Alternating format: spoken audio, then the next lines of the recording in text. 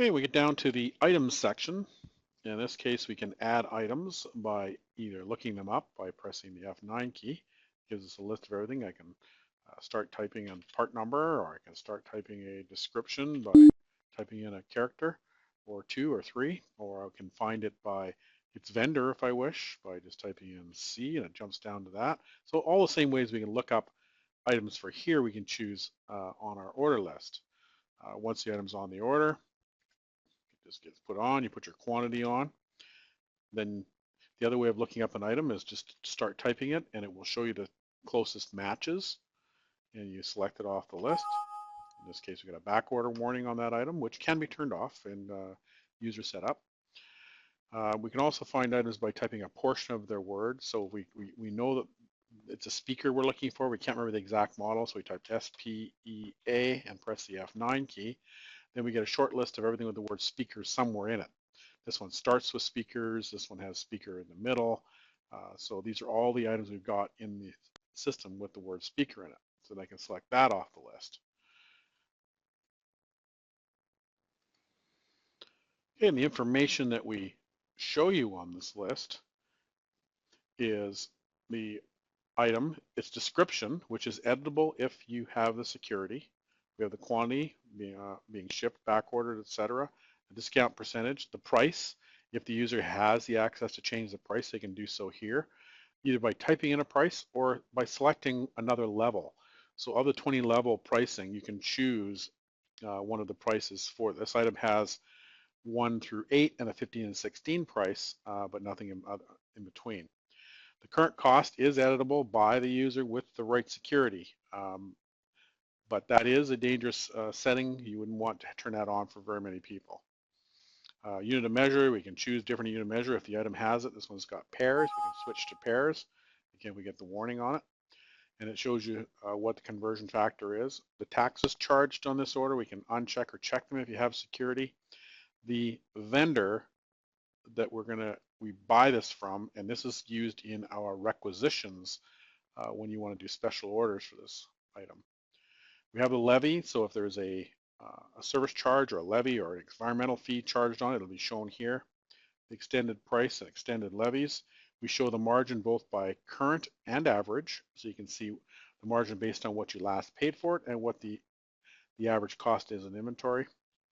If this is a labor line, or maybe you do commission line by line, you can choose from an employee on this list here. So choose somebody here and put the employee's name on the order.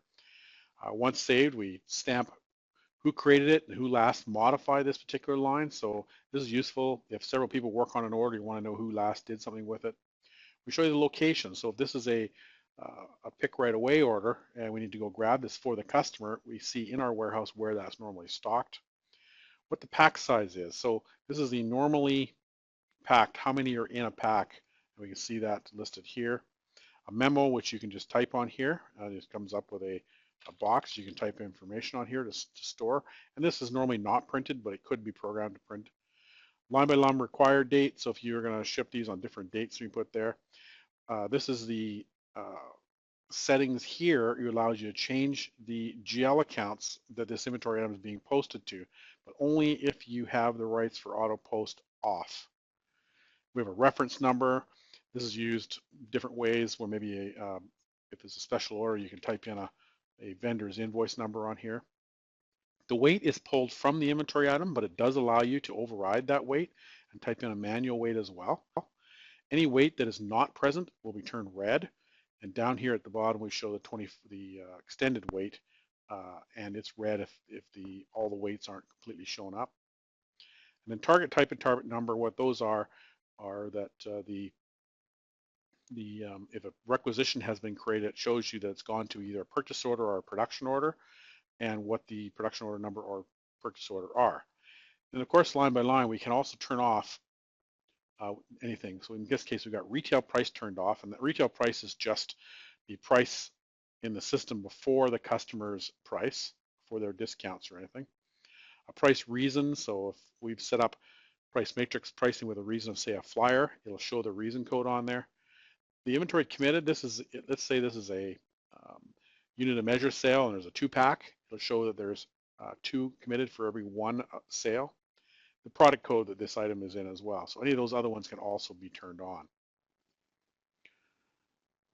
When you are on a particular line of an order, we show you down the bottom here what the status is of that item. So in SAP 90, we have 40 available, 74 on hand, 34 committed, none back ordered. We have 21 on order with our supplier, and we expect them on May the 11th. That information changes as I click on each item, so I see the exact status of each item as I click it. So this next item has been oversold because we have 6 committed elsewhere, 2 on back order, and we don't have any in stock.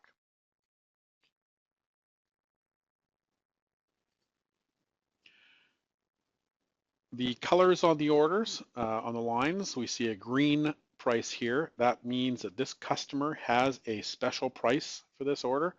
By default, the prices turn green, but when you set the prices up in the price matrix, you can choose whatever color you want that reason or that price to show up as.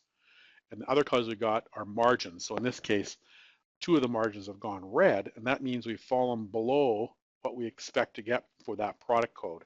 We can also turn on a pop-up warning that says your price is too low and ask you to change the price.